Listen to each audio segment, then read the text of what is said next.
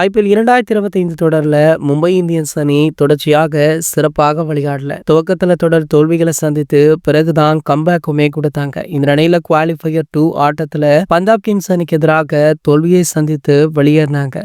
Mumbai Indians அணி அடுத்த சீசன்ல சொதப்பினாலுமே அணியில மதிப்பு குறைந்துவிடும். அடுத்தடுத்து கோப்பை வென்ற அசத்திய அணி 2021 ஆண்டிற்கு பிறகு சைலண்ட் மோட்ல இருக்காங்களாம். இந்த நிலையில ஐபிஎல் தொடர் 2026க்கான மினி ஏலத்துல மும்பை இந்தியன்ஸ் அணி தரமான வீரர்களை வாங்கி அதிரடி கம்பேக் கொடுக்க வேண்டிய கட்டாயத்திலுமே இருக்காங்க. அந்த அணி டார்கெட் செய்ய வாய்ப்புள்ள 5 வீரர்கள் இவங்க தானாம். இலங்கையுடைய ஓபனர் பத்தும் நிசாங்கா சமீப காலமாகவே தொடர்ச்சியாக ரன்களை குவிச்சிட்டு இருக்காரு. சமீபத்தில் ஆசிய கோப்பை 2025 தொடர்ல 2 அரை சதமுமே அடிச்சிருக்காரு. அடுத்ததாக இரண்டாவதாக குர்னூர் பிரார்.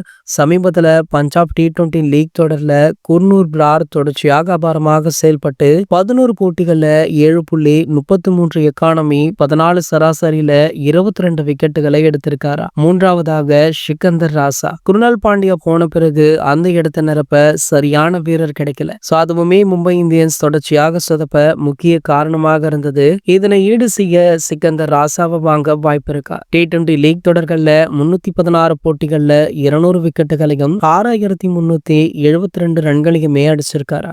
அடுத்ததாக பாத்தீங்கன்னா முகமது ஷமி கடந்த சீசன்ல 9 போட்டிகள்ல 11.23 எக்கானமில 6 விக்கெட்டுகள் தான் எடுத்திருக்காரா. இதனால சன்ரைசர்ஸ் அணி இவரை விடுவிக்க வாய்ப்பு இருக்காம். மும்பை இந்தியன்ஸ் அணி இவரை தட்டி தூக்க முயற்சிகளுமே பண்ணிட்டு இருக்காங்க. இறுதியாக பாத்தீங்கன்னா சஞ்சு சாம்சன். ராஜஸ்தான் ராயல்ஸ் அணில இருந்து சஞ்சு சாம்சன் வெளியேற வாய்ப்பு இருக்கா.